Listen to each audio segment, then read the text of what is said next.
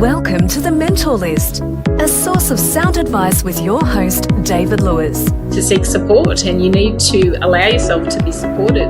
Really have a point of difference. What is precious, what's really important, and then putting some boundaries there. The Mentor List specialises in interviews with top business minds. Gather their advice for your career. This is The Mentor List. Welcome to today's show. We have a captain of industry on the show today, Mike Smith. Mike was the former CEO of ANZ Banking Group from 2007 to 2015 and remained on as a board advisory until July 2017. He is the chair of York Butter Factory. York Butter Factory is the destination point for innovation in Australia. He also holds the position of Senior Advisor Asia Practice at PwC. And as Mike puts it, these days he's doing the things he wants to do. So not a bad place to be. If you haven't come across Mike's profile before, you're in for a real treat as Mike shares his banking career and insights which spread across many international banks and on a career that saw him travel and work across the globe. The morning of Mike's first day in a bank in the UK, he said to himself, "I'm going to run this place one day," and he certainly delivered on that promise. I hope you enjoy today's conversation with Mike Smith. Mike Smith, welcome to the Mentor List. Okay, well, it's good to be here. Well, yeah, thanks for letting us come down and see you here at ANZ, or it feels like the top of the town, level 43 here. Yeah, it's an amazing location that you're based at. So thanks for having us in today. Really appreciate it.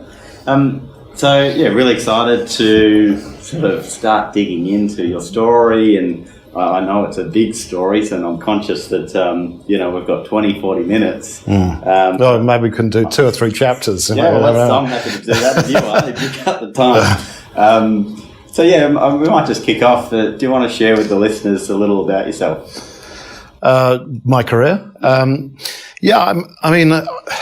When I think back, what are the sort of influences and what happened to me in the early years, I guess the most important was that I was sent to boarding school in the UK.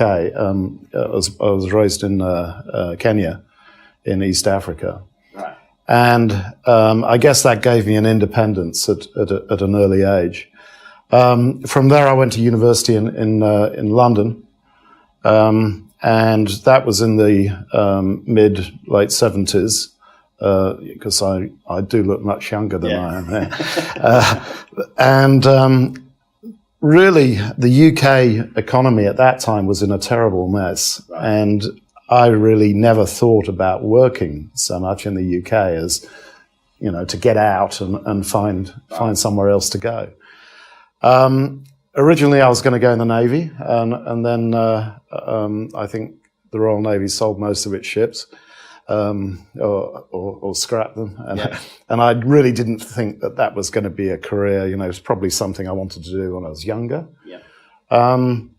And then I decided, okay, probably the best way to get out into the world was through international banking. Right. So I applied for a number of international banks.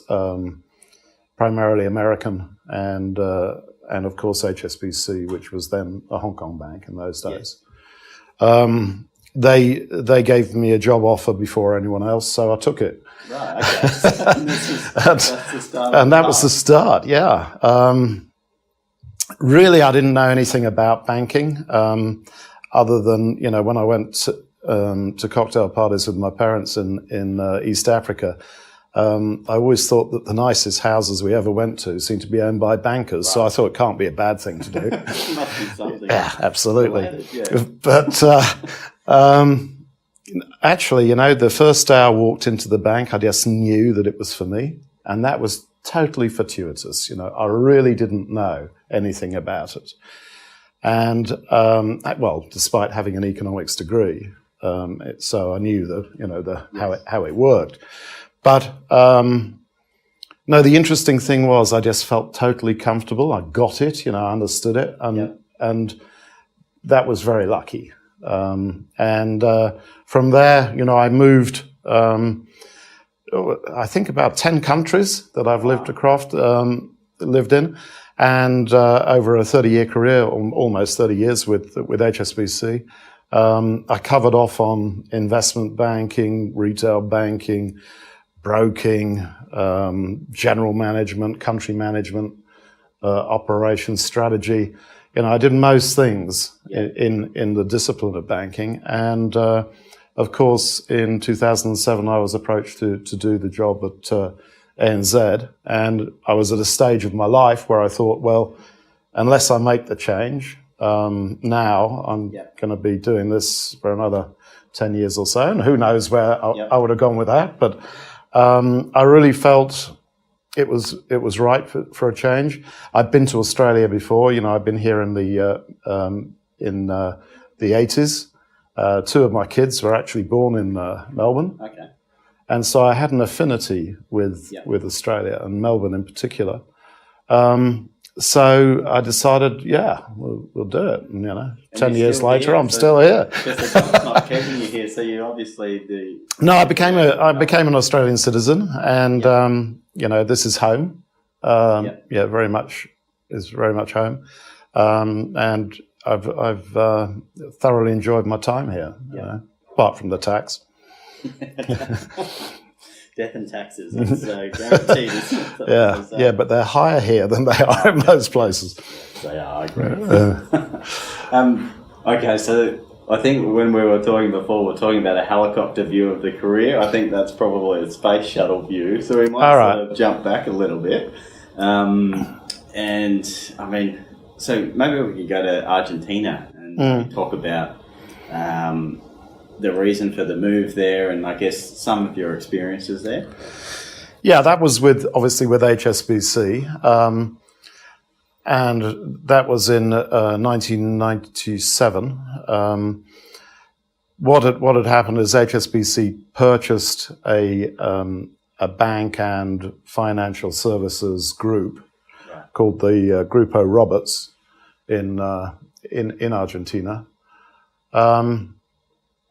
It was basically a bank, a general insurance company, a life insurance company, a superannuation business, and a medical insurer.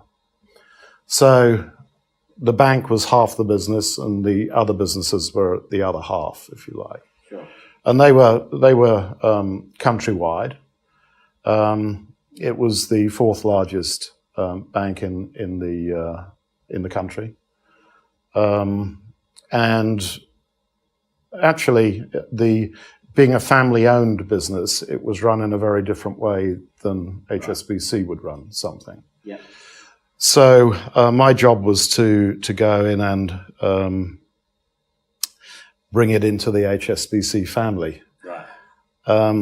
And I remember that I reported to the group CEO of HSBC at that time, who was in London. And like all large companies, we had KPIs which were on a form, about 15 pages thick, with all the stuff you had to do and whatever. And he sent this form to me with 2 words on it: fix it. Right. And I've always thought that was a brilliant lesson, because he knew what he wanted me to do, and I knew exactly what he wanted me to do. And it didn't need, a massive industry to explain it. Got it. So a good lesson. Keep it simple and and understandable. Yeah. So that worked really well. I mean, we I think the first 2-3 years were great, but then the financial crisis that hit Argentina in 2000, 2001, 2002 really hit the business hard, to the extent that there's some incredible things that happened. The banking system was effectively, it had its capital effectively stolen by the government, expropriated.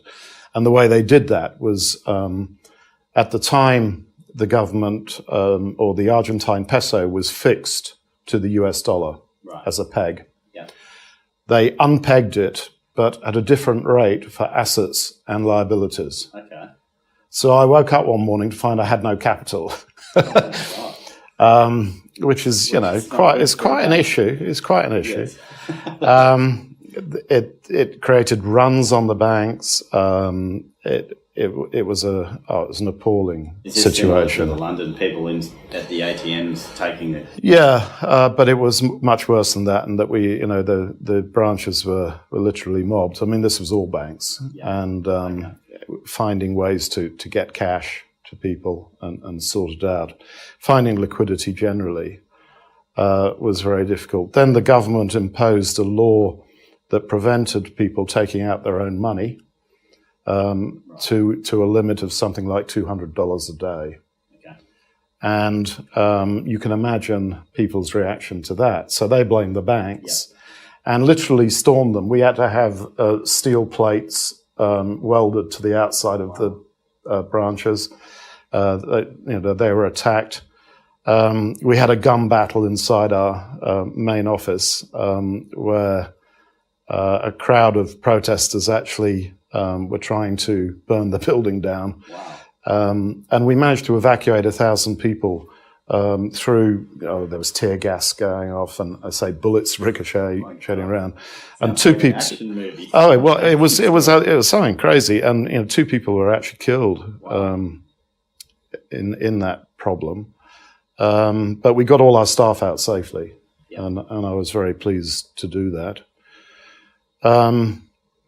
But prior to that, of course, I'd had my own little run-in with some corrupt members of the old organisation who hired a bunch of policemen to get rid of me. So there was an assassination attempt where my car was shot up. Fortunately, I was driving, so I managed to escape. But I did get shot through the leg, through the thigh. But that's quite a long story, and that will be. That's and that needs a couple of beers, and but it's actually quite a fascinating. Jaguars, I understand. Yeah, well, my Jag. Yeah, I had a Jag, and it got shot up pretty badly and kept going without tyres and with the engine full of bullet holes, and that car kept going and really saved my life. Yeah. I was able to get away and avoid these people, and I've owned a Jag ever since. Yeah. Because I'm loyal. I'm loyal to the brand. How do you find them now? Now that Tata's sort of taking over, and I think it's been a Jaguar, because I've got some old ones and they are very temperamental. Right. Sometimes they go, sometimes they don't. But when Ford bought the company, I think they did a fantastic job on really, getting the thing to proper quality control. And it always had good styling, I think. Yeah. But the company now is really allowed to run itself with very little interference from Tata. And I think they're doing a great job, really. Fantastic models. There's a new SUV that's come out, and just great innovation. Sorry, it's a bit of a... Yeah, just... So we're back to... bullet holes, and so the assassination attempt. So this was in response to, I guess, a stand that you've taken when you've. It was basically. Message, or? Yeah, I mean, I was talking about the superannuation business, and that had a very large marketing budget, Right. and the advertising agency and the marketing team had got a little deal going, and there was obviously money being skimmed off, and I couldn't really prove how much, but I knew something was happening. So, and I wasn't too sure who was involved. So in the end, I fired everybody, including all of the marketing department and the advertising agency. And in good South American style, they thought, well, if they removed me as the problem, things would go back to the way they were. Get their jobs back. Yeah, Wow. So, and that's a bit naive as well, if you think about it. But Absolutely. they hadn't worked with an international company before. Yeah. The standards that entails. Mm. And so that's sort of a pretty instinctive action that you've taken. Do you find that would you call yourself an instinctive CEO? I've become much more instinctive. I think when I first started my career, I was incredibly analytical. Right. And I've learned that actually instinct plays a very, very critical part. And funnily enough, we spend most of our lives suppressing our instincts. Yeah. Through social norms, for various reasons. And I actually think that you should rely on your instinct and your intuition far more than we do. Yeah. It was actually one of the things I learned from being, from the shooting was my security people said, look, if you have an instinct that you're in danger, act on it. Yeah. Act on it, and that way you'll probably be okay. Don't do what the social norm is. Be polite, whatever. Just do something. And it did save my life later in India when I was in the Taj Hotel, which was attacked, and I had a feeling something wasn't right. Right. And I left the hotel with my country manager to go to the airport early, 4 minutes before the attack. And we were in the car when I got a call from the Australian ambassador to say, Australian High Commissioner in India to say, where are you? Because I was going to see him anyway. And he said, I don't know if you've heard, but the central Bombay is under attack, and go to the airport now and get out of here. Wow. And so you just had a feeling, you sort of I just had an instinct. I said, something's not right, let's go. And it was that sense. Yeah. And I acted on it. Yeah. Wow. So, as another life gone. Yeah. There's another podcast I think as well. Yeah, well, okay. So I guess that's a really good example of, taking a stand, because that had a huge impact around, your family life as well. And Yeah, it did. I mean, when you have a near-death experience in whatever way, it does make you reconsider your priorities and your and the way that you live. And I would say that I'm a better person for that experience. I think before that I was far too ruthless. I was far too blindly ambitious, and I was like a blunt instrument, I think, and I left collateral damage everywhere. right. After that, I thought, there are different ways of achieving things, and you can bring people along, and that's much more effective than taking them on. Yes. Oh, yeah, I bet. More enjoyable. Well, it is actually, and it gives you a much less stressful life. Yeah. Now, I know, you could say that it's not necessary to be liked, and in certain roles it's difficult to be liked, but I think if you do the right thing by the organization and most people, people will respect you for that. And the one thing I've always thought about, what people have asked, how would you like to be seen as a manager, and what advice would you give on how to manage? I've always said, manage other people as you would like to be managed yourself. Because you can't go wrong then, can you? Yeah, true. But it's amazing how few people do that.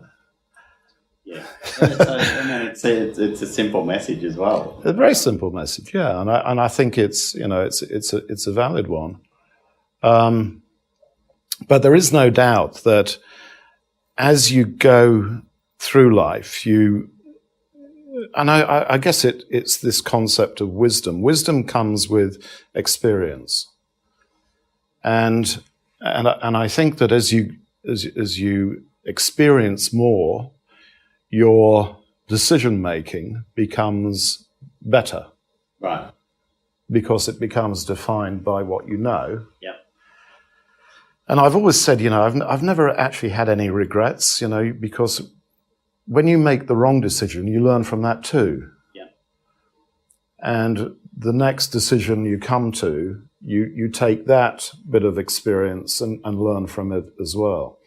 So I think it's very important that when you look back at your life, you should, of course you could have done things better. Of course you could have done things differently. And hindsight is marvelous, but unfortunately we don't have that. Yeah. But you can learn from what you've done, good and bad. Yeah. And that makes you a better person going forward and a better leader, I think. Yeah, and from the sounds of it, you can't lose. So I mean, you'd welcome almost a wrong decision, so you can learn from it and yeah, and I think you have to be honest with yourself as well. Yeah. Hubris is a problem. I've seen so many CEOs who've got egos which are out of control. You really do have to try and keep your feet planted on the ground and people around you. I mean, I was very lucky with my wife is somebody who is very grounded. Right. And she is very quick to bring me back to earth if there are any signs of straying. Yes, it's a great wife quality. Well, it's a partnership, and it's a valuable one, and you do need people to bounce things off and to help you. And certainly in the early part of my career, I didn't feel I needed anybody. I tried not. I guess I was arrogant, and a few people would have described me as arrogant. I didn't mean to be, but I probably came across as. Yeah. You're on your mission. Oh, I was on a mission. I sure was, yeah. I mean, I have to say, the first day I walked into the bank, I loved it, whatever, and my ambition then was to run it. Right. Because I thought, well, if it's it's good business and I like it, but why not run it? Fantastic. Well, not a bad aspiration for your first day. No, and I think it's important that you do have ambition. I think ambition is sometimes seen as a bad word. I don't think it is. I think it's a very good word. It's good to be ambitious and have a plan and have a vision. Now, it may change. But you've got to set yourself some sort of opportunity, some sort of goal to achieve, and that aspirational goal, if you can keep that as your umbrella, is a great one, and it can help you enormously. I guess how do you balance that with? So I mean, you've got goals in. So for example, when you're running the ANZ Bank, I mean that must have been a demanding role. So you've probably obviously got goals in that, and you'd have personal goals. Yeah. Well, like anything, you have to compromise somewhere along the lines. But in terms of your career, if you think about it, most careers are going to last many, many years. And in that time, the balance between personal and business things will adjust. Now, one of the problems is that at a time when you're really trying to make your mark, early 30s, that's going to be an incredibly important time in your work, in your career. Yeah. It's also generally a pretty critical time in your personal life with family, etc., etc. Very young and very demanding. And so that is the hardest time. That's the hardest time to actually balance that piece. And I have no magic answer for that. I mean, I was very much weighed down by the career piece to the detriment of my family. Yet I think I swum back very much. Yeah. And I was lucky that I had my wife was able to compensate for that. Yeah. Didn't necessarily like it or want it, but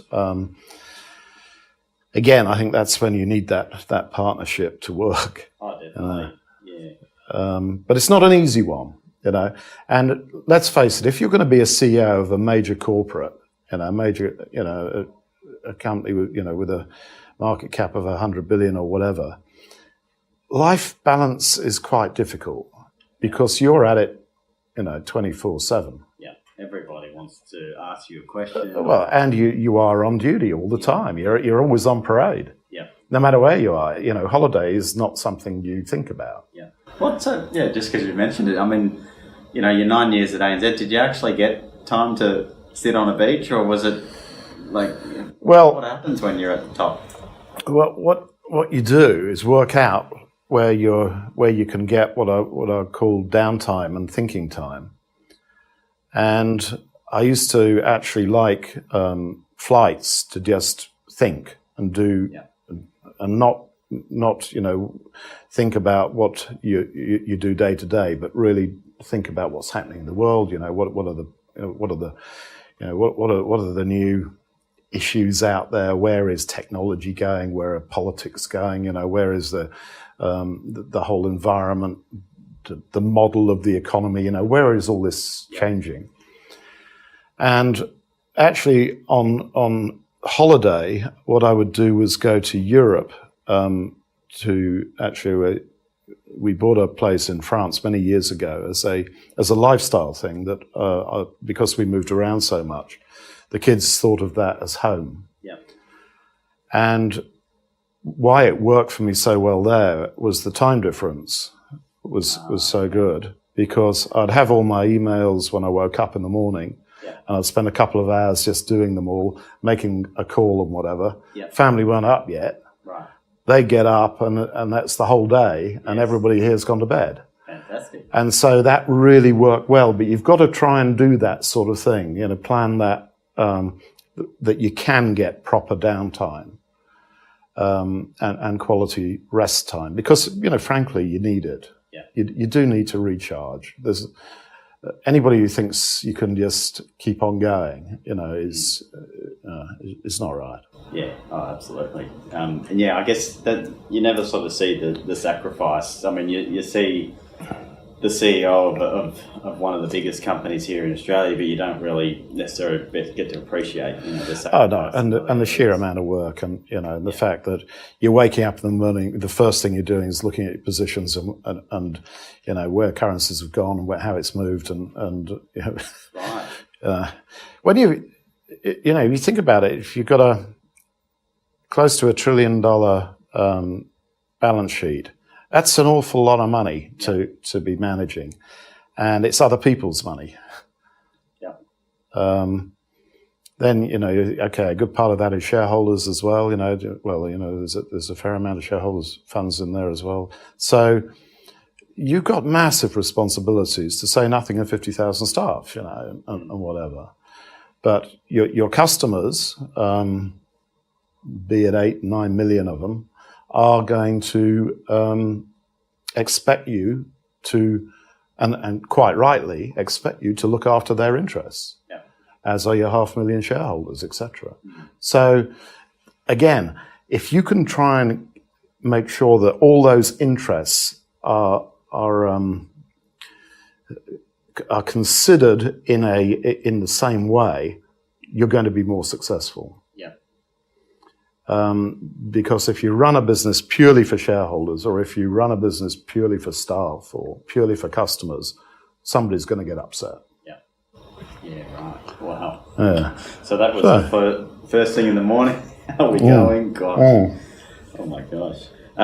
Okay, so my next question was just, did you get any advice as you were coming through your career, or is there some advice you wish you got throughout your career that you could share with the listeners? Look, I think most people have role models or people that they admire, that they see working, and I would say you have good and bad role models. I mean, bad role models are very useful, and you can see which is not effective, which doesn't work, which which pisses people off and whatever. So that's important to learn from that aspect as well. Yeah. But good role models, I mean, I was lucky in HSBC to have some seriously capable managers and bankers, really, really good people. Yeah. And you would yeah, you'd emulate what they did. Yeah. It was quite an aggressive style in HSBC. It was a sort of no prisoners type approach, but it was always done for the good of the company. It wasn't about yourself. It was what was the right decision to make for the company. Yeah. Quite selfless, and I admired that and I liked it. And as a result, the value system of that company was extremely strong, and that was something that was always been very important to me. I think you've got to do the right thing. Now, you can say that values are different in many cultures, many countries, many types of business, but fundamental decency is pretty important. Yep. To be doing the right thing. Just the next question, was there habits besides checking the balance sheet each morning, which I'm sure you might recommend, but is there habits that you think have helped your career and, being the CEO of 29 years in HSBC and then 9 years here in ANZ? I mean, you're obviously doing something different to people that are in banking, and so what habits do you think? Well, I guess the habit that I had was that I insisted every single day that I would always meet a customer, a staff member who didn't report to me, and a what I would call a mover, somebody of influence, and that could be a major shareholder, it could be a politician, it could be a media commentator or whatever. But it doesn't sound like much, one a day, every day, but this is every day. Every day, one of each of those three, or all of them. Wow. Yeah. Okay. This is a lot. Yeah. Okay. Every day. Now, sometimes I would meet dozens of. Right. Depending on what I was attending or doing. But I feel it is incredibly important to keep touch with your organization. And that is the way of doing it.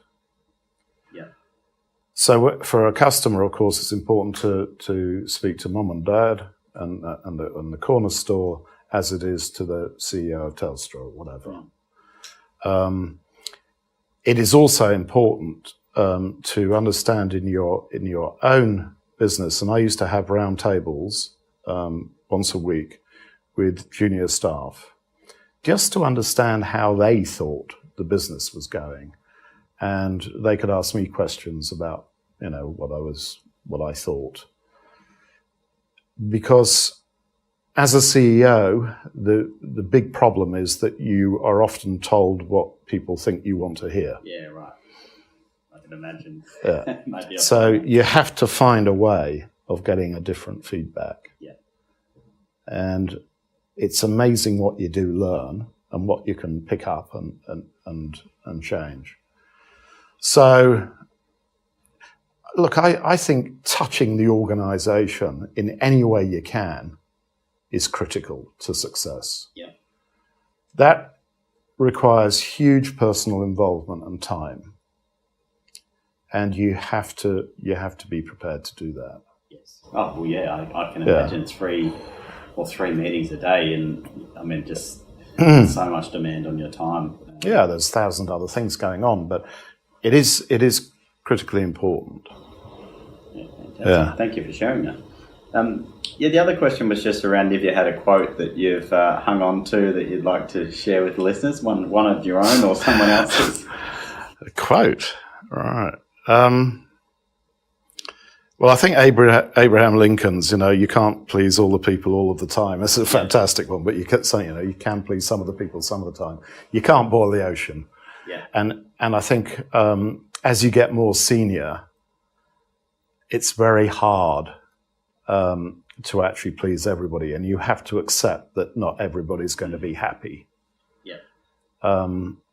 When you're young, idealistic, and starting out, you do want to please all the people all the time, and you suddenly realise there comes a stage you just can't. Yes. You just can't. And that takes a lot of self-confidence and belief in yourself to be able to do that, to know that plate, it's like spinning plates. You've got to allow a few to possibly fall off at times. Yeah. And you have to really work on the ones that need to be spinning, and then you move on. The other quote I love is a bit unusual, which is from Mike Tyson. Right, right. Who, when he was asked, did he have a strategy for his fight, he'd say, everybody has a strategy until they're punched in the face. And I think that's a great one, because no matter what your strategy is, something will happen that will knock it off. And what do you do about that? How do you adjust? How do you, what's your plan B, your plan C, your plan D? And that concept of contingency is so important.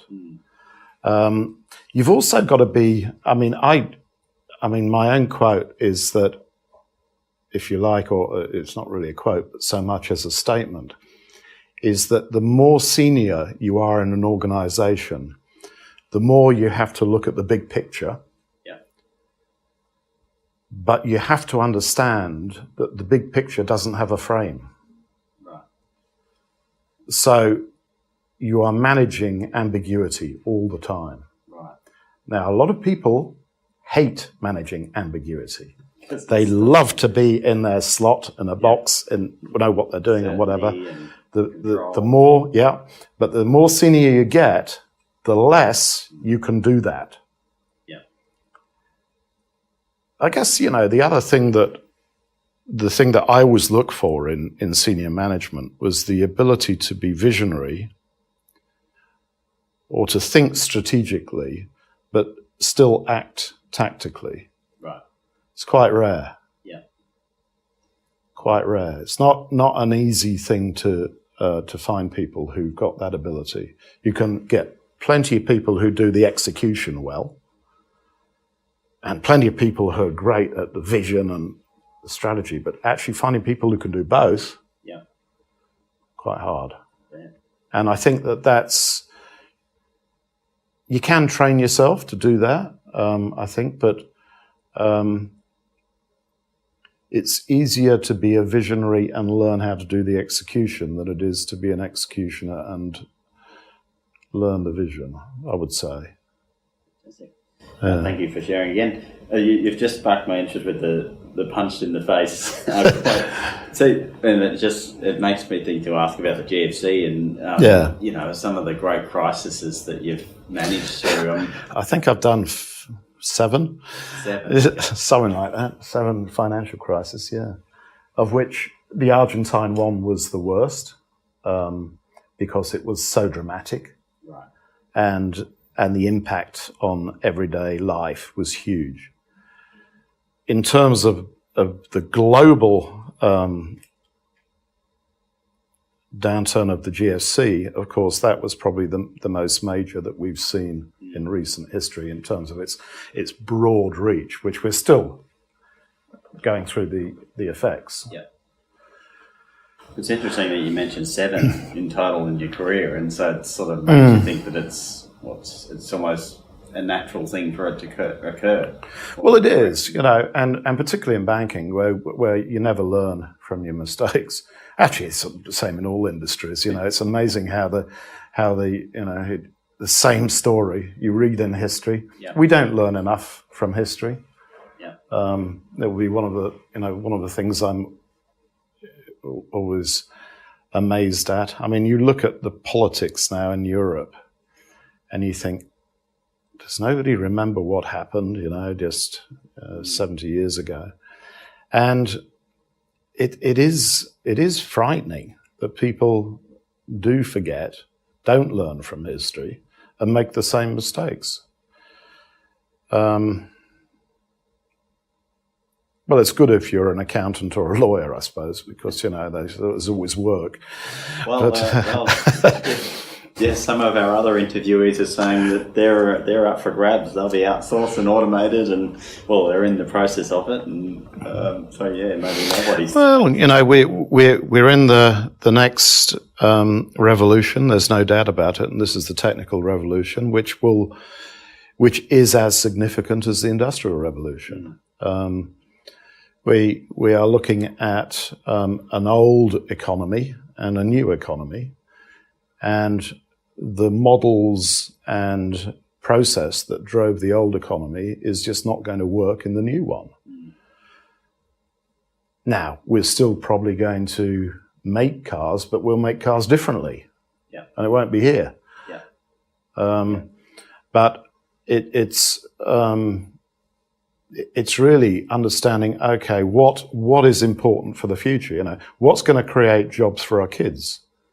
And I wish the politicians got hold of this, you know, because they don't seem to, you know, they're involved in the populist short-termism of the day, which means vision is by, you know, something next Thursday, you know, which is just hopeless.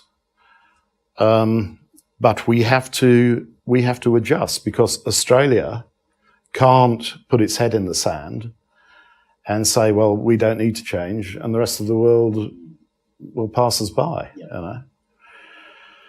So it's a huge issue, and yeah, you know, you can compare it to the Industrial Revolution. I mean, if you approached a farmer in the Industrial Revolution and said, look, I've just invented a steam machine that does the job of 20 horses. And the guy would say, well, I've got one horse and that does perfectly well for me because he's just going to do the same thing. Well, you've got to think, how do you use that 20 horses? How do you get the increase in productivity? How do you change the way you do things? And it's just the sort of same thing.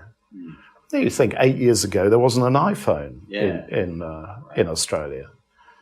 Yeah, that's a scary thought. It's staggering, really, isn't it? You know, and you know, think about sort of 6 years before that. That was the introduction of the BlackBerry. You know, think how that changed life. That's gone. Yeah. You know, and you know, this is another world. Oh, there'll be a few BlackBerry users out there who hang on to them, but yeah, I mean, it's amazing, really. Very quick. Yeah. Oh, and it will continue. You know, this is just, we haven't even started yet. And so, what's life like for you now that you're no longer man of leisure? Well, yeah, are you a man of leisure? Do you get to relax now? Look, I'm very fortunate in that I can do now what I want to do. I have not joined any public company boards very deliberately. Yeah. And the reason for that is that the corporate governance system in this country has now got out of hand, I think. Right. To the extent that you know, board meetings can be 95% process, compliance, procedure, and 5% business. Right. Do you think that's why we're seeing more of these advisory board structures? Well, I think it's sensible. I mean, what entrepreneur or business person is going to join a board? I mean, they don't want to do that stuff. Yeah. So what does it, you know, what type of person is attracted to a board? Well, it's people who've got a legal background or an accounting background who are used to dealing with that stuff. But that makes boards very risk averse. Yeah. Because you don't have that entrepreneurial flair. You don't have that ability, you know, that need to take risk. Yeah. Yeah. And that's a problem for public companies. So that's one of the things that I have avoided.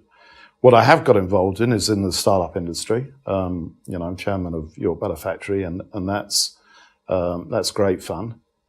Not only is it joint space provider, but also an incubator. And the great thing about it is that it has a model that is developed with corporates. Right. So there are corporate partnerships, effectively.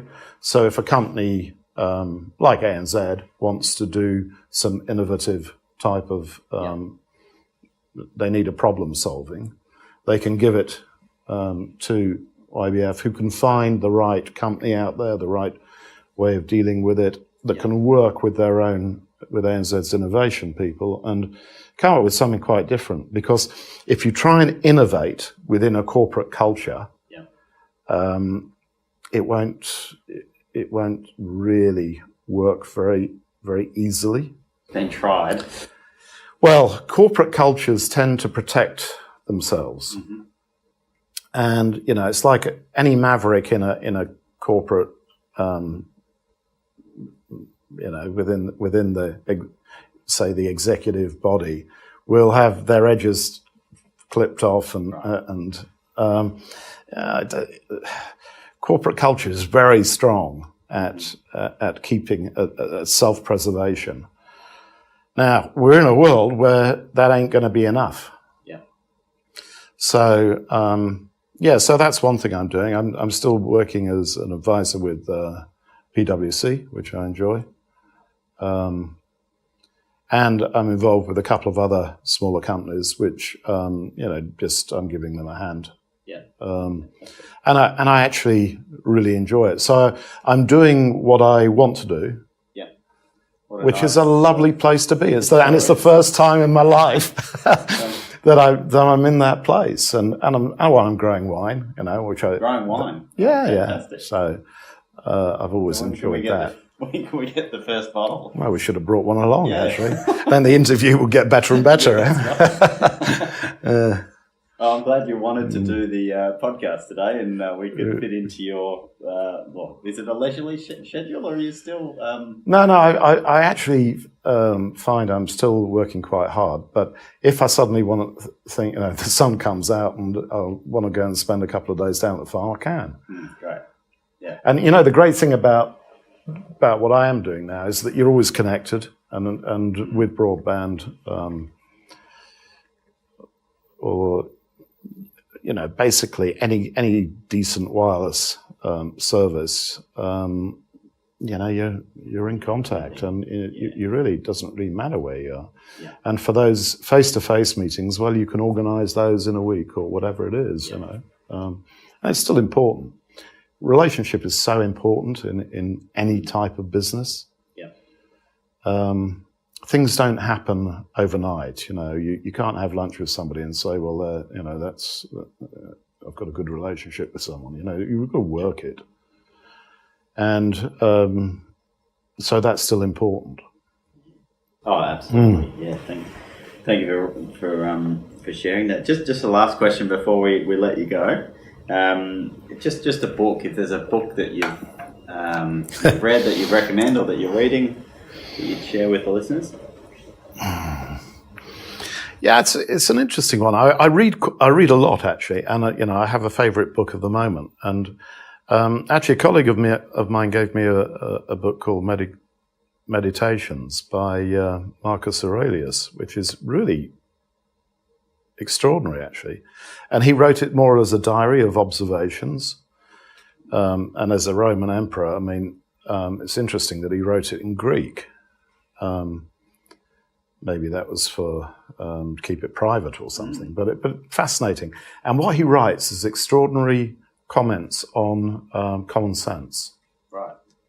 You know, the guy's common sense. And, you know, when you think about some of the great authors in history, you look back to someone like William Shakespeare or whatever, some of his observations of life are absolutely as relevant now as they were then, you know, which is so extraordinary, really. That is. And for somebody so young to have been able to get those gems of wisdom is quite remarkable. I just read a book written by Winston Churchill, which I hadn't read any of his stuff for a long time. And again, his way with words, the way that he uses words, absolutely amazing. Yeah. You know, extraordinary talent. I didn't actually know he had Yeah, his own book, I'll be sure to link. Oh, he's done lots of books. Every time he ran out of money, he'd write a book and publish it, and it would make. He made a lot of money from his. Did you remember his the writing. name of that specific Winston Churchill book? Or? Well, it's actually one of the. He did a history of the Second World War, and it was the first volume of that. So I think there are 6 volumes. So I've got to get through the others at some stage. You've got time now. Yeah, Potentially. yeah, hopefully. Yeah. But yeah, I think with books, the same with magazines. You've got to have something that interests you at the time. I might read a novel at the same time I'm reading a historical book, or I'm not big on management books. I find them a bit boring, because you often wonder, well, yeah. But I think there's nothing quite like doing it, and learning as you go along. But I know some people really enjoy learning, and that's good. I mean, to have an open mind is incredibly important. And if there is I think a key attribute that any executive should have, it's curiosity. It is so important that people are interested to think beyond what they do day to day. Yeah, and it's in line with what you're talking about the big thinking, about not this self-preservation, but being curious and innovative. Yeah, well, what are the better ways of doing it? I mean, this is why I love other cultures. When you look at the way other cultures do things and their value systems, you think, well, why is that? And what makes us right and them wrong? Or what makes them right and why don't we do a bit more of that? And these are the things that you can really learn from, which is important. And the same way of running a company, there are different ways of running things. There's no right or wrong way. There are just different ways. And what suits you? A startup, a small business where you know everybody requires a very different structure to a multinational company. But fundamentally, you're there to make the company successful. I also believe that you should always be there to enjoy it. Right. If you enjoy what you do, you're going to be better at it than somebody who doesn't. Absolutely. Yeah. So if you're in a job that you don't enjoy, try something else. Right. That would be my advice. Yeah, that makes sense. Because otherwise you end up frustrated. You become cynical. You can become bitter, and then you become less effective. So Mike, thanks for your time today, and thanks for letting us into your lovely office here in Melbourne. So just before we sign off, and people are listening, and they want to reach out and say they heard you on the show, or ask you a question or something, how would somebody contact you? Probably the best way is through LinkedIn. Through LinkedIn. Yeah, and that's probably the easiest approach. Fantastic. But no, I've enjoyed it, and hopefully it's there's a few pearls of wisdom. my pen's almost out of ink, so that's a good sign. Anyway, appreciate you making the time, and thanks for coming on the show. No, it's great. Great to be here. Thank you again. Thank you for listening to The Mentor List with your host, David Lewis. If you like what you're hearing on The Mentor List, the best way to support the show is to just take a few seconds to leave a rating and/or comment over on iTunes. You can also find further information about this show and links to further episodes at mentorlist.com.au. Until next time, this is The Mentor List.